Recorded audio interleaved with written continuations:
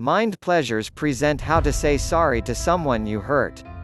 Ideally, you will never hurt someone you love, so you will never have to apologize to them. Unfortunately, just about 100% of people will end up hurting the person they love at some point. No relationship is perfect. Even though Instagram and Facebook photos make relationships look like a Hollywood movie, the reality is far different. If someone says their relationship is absolutely perfect, then they're probably lying. If you have been in a committed relationship for any length of time, you have had at least one argument. When this happens, the best thing to do is to apologize. You need to learn how to say sorry to someone you hurt. If you do not apologize right away, the anger and hurt feelings can end up festering and leading to long-lasting relationship issues. How to say sorry to someone you hurt.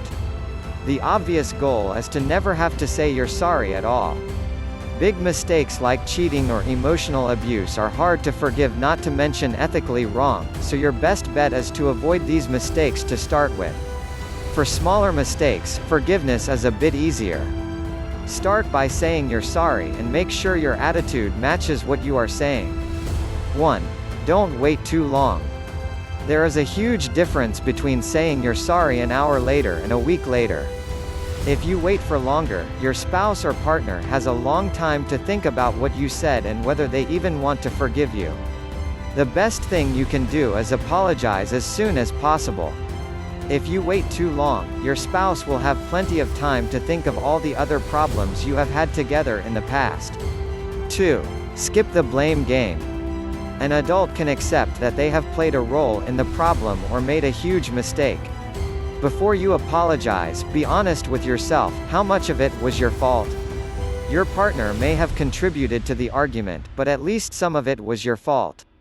Never, ever blame your spouse for how you behave. No one makes you feel or act a certain way. Your feelings and actions are your reactions. They represent your self-control and discipline. No one makes you angry. You choose to respond in anger. More importantly, if you blame your spouse for your anger, your apology is essentially worthless. 3. Use "I feel" instead of blaming your partner. One of the best things you can do for your relationship is to learn how to avoid blaming your partner. Most likely, you don't even realize that you are doing it, but the way you talk in an argument makes your partner feel like you think they are at fault. For example, think of how these two statements sound. You never do the dishes. I have to do them each day when I'm exhausted from work because you don't do them. I feel really frustrated when the dishes aren't done. I would appreciate it if we could divide up the work. As you can see, the first option makes your partner feel defensive. It accuses them of not doing the dishes, and is probably hyperbolic anyway because never doing the dishes is unlikely. Meanwhile, the second option starts with "I feel," which is more helpful and to the point. You're talking to your partner because you want to express how you feel about the dishes, so start with that. Showing your appreciation for when they have done or will do the dishes is another good step because everyone wants to feel appreciated by the people they love. You don't have to offer to divide the work always, but it is another way to show your appreciation. 4. Watch what you say. Never say something in anger that you'll want to take back later. If there is one rule for arguing and apologizing in a relationship, it is to be mindful of what you say. If you call your partner a name or say something mean, he or she will remember it later. You can apologize for the rest of your life, but they will remember it and be upset about it. Never, ever say something you mean, and even if you mean it, you might want to rethink saying it anyway.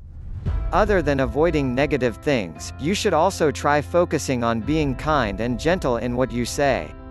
After all, you don't want to continue the argument. Your goal is to apologize so that the other person will forgive you. Remember, don't take your partner's forgiveness for granted. They are under no obligation to forgive you, especially if you have done something unforgivable. Apologize as you mean it. 5. Leave the past in the past. If you want this apology to work, you need to stay focused on the present. Bringing up a past argument or your partner's mistakes will only start a new argument between you two. Let the past remain where it belongs. 6. In person is best. Apologizing is the right thing to do, and how you apologize is extremely important.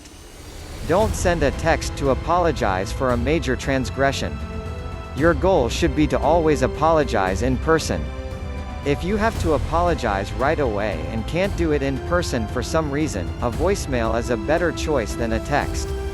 You should make a serious effort to apologize in person if you have made a major transgression or upset your partner.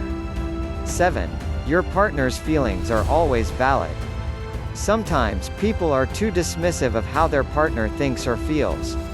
For example, imagine your partner comes to you because they feel hurt or upset about something. If you respond with, "If you were hurt, I never knew," it essentially invalidates their feelings. It doesn't matter that you didn't know you hurt them or didn't realize someone could feel hurt when you did. What matters is that your partner feels that way. You might not understand why they feel that way, but you should care because they are someone you care deeply about. 8. Get rid of your expectations. In some cases, a spouse will get furious when their apology isn't accepted right away.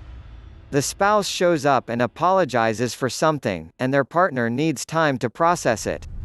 Rather than accept their partner's needs, the individual gets upset.